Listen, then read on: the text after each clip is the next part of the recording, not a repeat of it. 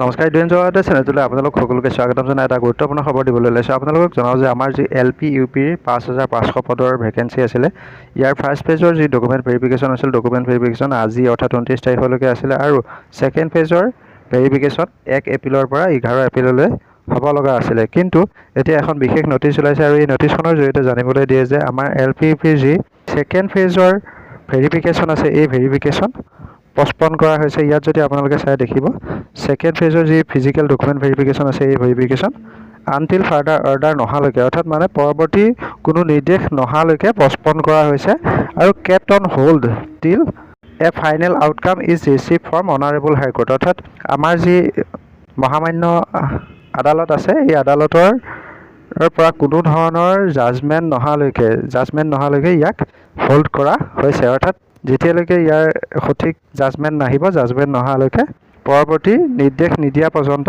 ইয়াক পষ্টপন কৰা হৈছে। আৰু এনেধৰণৰ যিবিলাক আপডেট আছে, আপডেটবিলাক আমি সদায় আপোনালোকক দিব চেষ্টা কৰোঁ। গতিকে আপোনালোকে আমাৰ চেনেলৰ ভিডিঅ'বোৰ চাই থকাৰ লগতে যিসকল আমাৰ চেনেলত নতুন, তেখেতসকলে কাইণ্ডলি চেনেলটো ছাবস্ক্ৰাইব কৰি ল'ব। ধন্যবাদ।